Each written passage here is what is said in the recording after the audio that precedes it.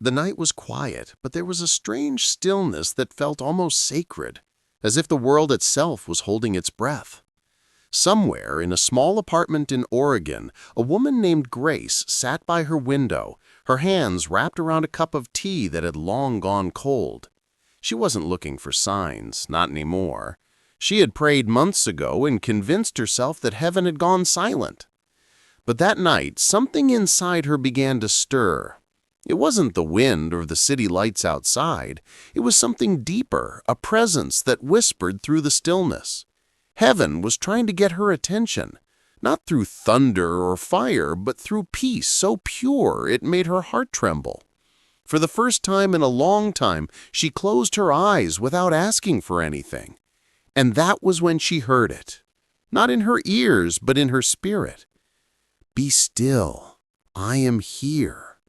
The words came like a breath, calm yet commanding. She opened her eyes and looked at her phone. A message blinked from an old friend she hadn't spoken to in years. "Thinking of you tonight. You came to my mind while I was praying." Grace smiled faintly, tears warming her eyes, because she realized it wasn't coincidence. It was confirmation. Heaven was using the smallest gestures to remind her that she was not forgotten. As she sat there, the memories of her struggles rose like waves. The lost job, the empty prayers, the loneliness that had shaped her nights. But in that moment, she understood something sacred. God never needed her to be perfect to speak to her. He just needed her to be still enough to listen. The next morning, the world seemed ordinary again, yet something invisible had shifted. Grace began noticing subtle patterns, the stranger who smiled at her, the song that played in a cafe speaking exactly to her worry, the sunlight that fell across her Bible like a golden bookmark. She had once called them coincidences, but now she knew they were divine reminders. Heaven doesn't always speak in grand visions. Sometimes it speaks in echoes, through people, through nature, through quiet nudges in the soul. Each moment was heaven tapping gently on the door of her heart, asking her to remember that the silence she feared was never absence, it was preparation. Grace started keeping a small notebook, writing every sign she noticed. At first, the pages filled slowly, a verse on a billboard that mirrored her prayer, a stranger who said, "Don't give up," as if reading her thoughts. But soon the pages filled faster than she could keep count. Her heart began to open, and her fear began to loosen its grip. She realized that when God wants your attention, He can use anything, a delay, a disappointment, even a detour. Each was a message wrapped in mystery. One evening, as she walked along the riverbank, she saw a feather drifting in the air, glowing under the setting sun. She reached out and caught it, feeling a warmth spread through her chest. It wasn't magic. It was meaning, a reminder that she was seen. That night, she whispered a simple prayer. "If this is you, Lord, I'm listening." And heaven answered. Not with sound, but with peace that settled deep into her bones. It was the kind of peace that doesn't make sense in chaos. The next week brought challenges. Her car broke down, a friend betrayed her trust, and the bills kept coming. But instead of breaking, she felt guided. Because when you finally listen, you stop reacting and start receiving. Grace began to see that heaven's voice isn't always to comfort, sometimes it's to correct.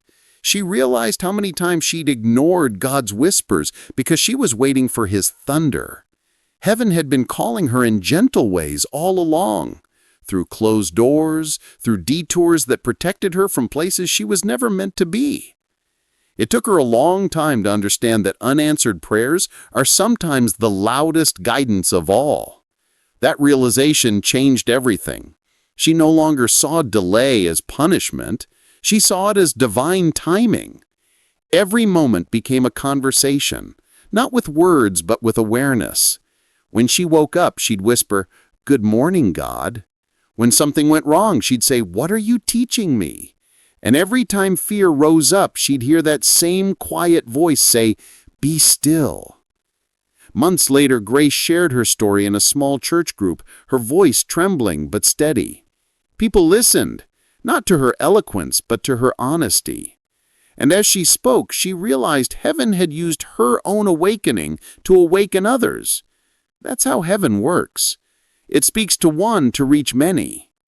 That night, as she drove home under a clear sky, she saw a single shooting star cut across the darkness.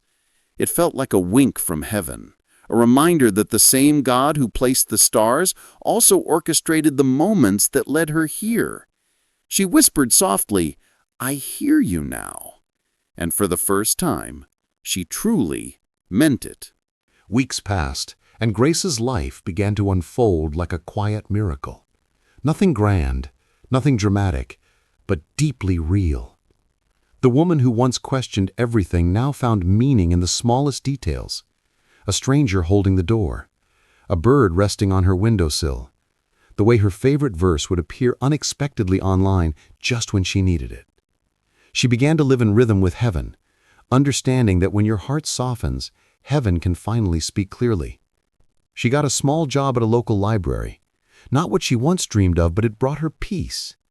Each day she'd sit by the window between shelves of books and whisper prayers for the people passing outside. It wasn't long before others began noticing her light. Not the kind that shines from attention, but the quiet one that glows from peace. One afternoon, an elderly man came into the library and asked her where to find a book about forgiveness. She led him to the section and paused, feeling that familiar nudge in her chest. Heaven was speaking again.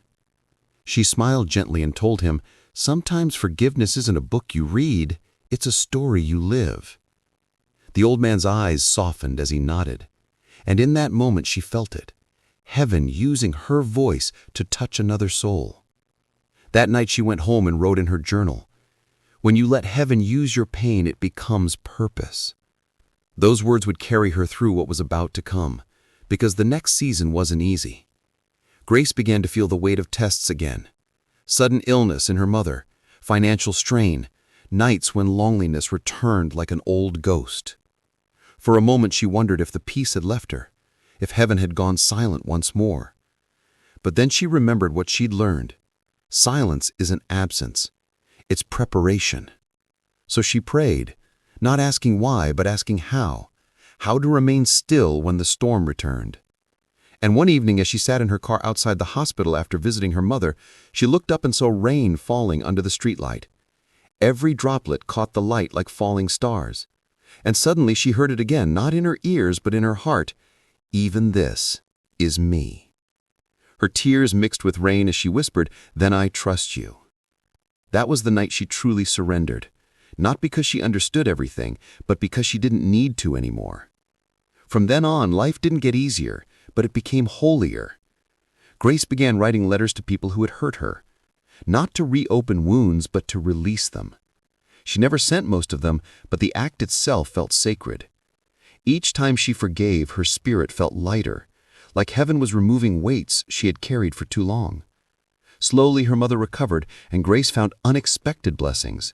A promotion, new friendships, moments of laughter that reminded her that joy isn't the absence of pain, but the presence of gratitude. One Sunday, her pastor spoke words that echoed her journey. Sometimes God whispers not because He is far, but because He is close. And when He whispers, He wants you to lean in. That sentence pierced her soul. Grace went home and sat by the window again, just like that first night, and realized how far she had come, not by distance, but by depth.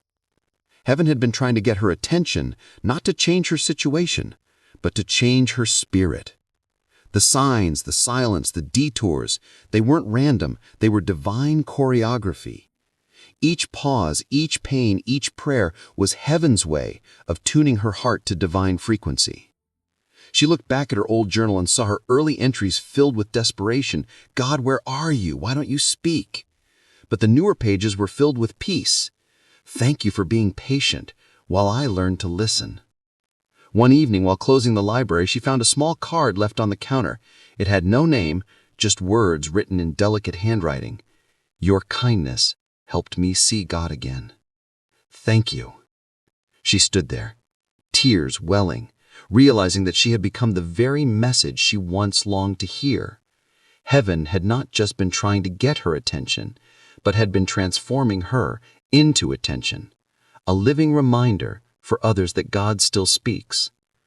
That night, as she walked home under a sky shimmering with stars, she whispered, "I see you everywhere now." The wind brushed her face gently, almost like an answer.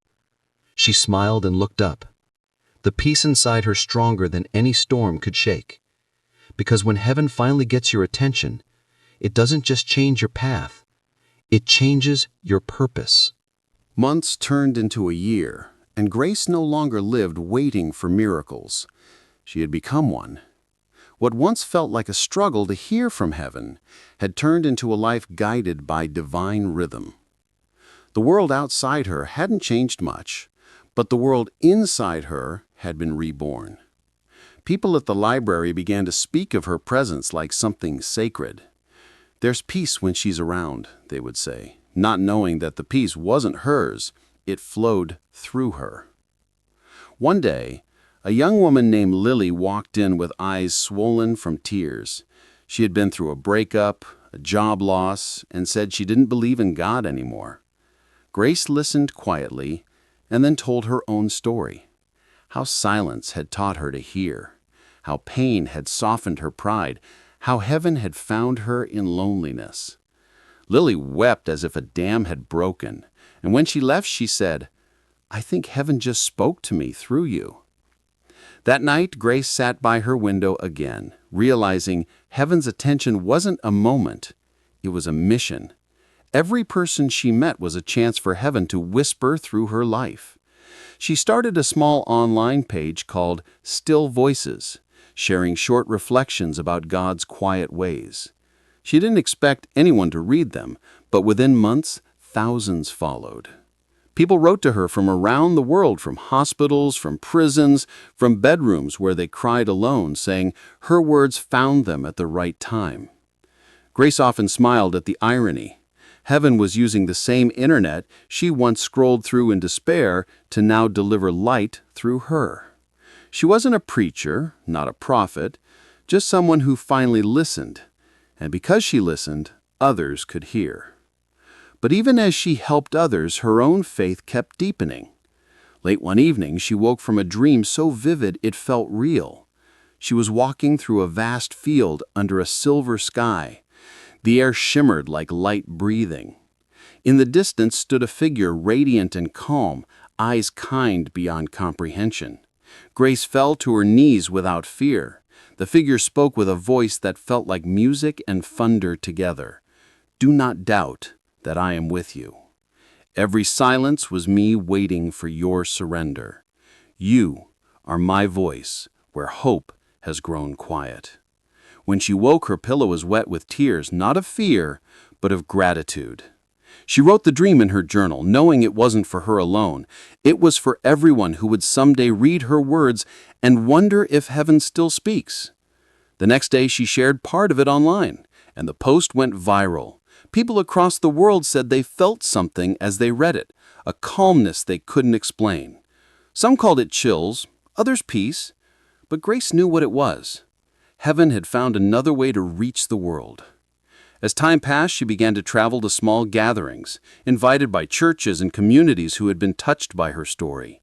She spoke softly, never theatrically, but her words carried a stillness that quieted even restless hearts. She'd often begin by saying, "Heaven doesn't shout, it whispers. And when you finally stop running, you'll hear it." People would cry, smile, and for the first time in their lives, feel seen. Grace always reminded them that signs aren't for the chosen few. They're for everyone willing to notice. She'd tell them about feathers, songs, sunsets, and strangers who spoke divine words without knowing it. And with each story, heaven's echo grew stronger through her voice. But one evening, after speaking in a small-town church, she sat alone beneath a tree outside looking at the night sky. A question rose in her, not of doubt, but of awe. "Why me, Lord?" And deep inside she heard that familiar peace answer, "Because you listened." She smiled, tears glistening in her eyes, realizing that was all heaven ever wanted, for someone to listen long enough to remember that love is the language of God. Years later, when Grace's hair turned silver and her voice grew softer, she looked back on her life with gratitude. The notebooks, the letters, the online posts, the faces she met, all threads in a divine tapestry. She knew heaven had never stopped trying to get humanity's attention. People had just stopped paying attention. She spent her last years writing one final book titled When Heaven Whispers. In its final page, she wrote, "I once begged for a sign. Now I realize the sign was life itself, every breath, every dawn, every storm. Heaven was never silent. I just needed to be still." When she passed peacefully one spring morning, the sun shone brighter than usual, and outside her window, a white feather drifted onto her sill, just like the one she caught years ago by the river. Those who found her journal said the room felt filled with presence, as if heaven had come to collect its faithful messenger. Her story spread long after she was gone, and people continued to hear her words, feeling something stir inside them. And perhaps somewhere, beyond clouds and time, heaven smiled, because once again the message had reached its destination.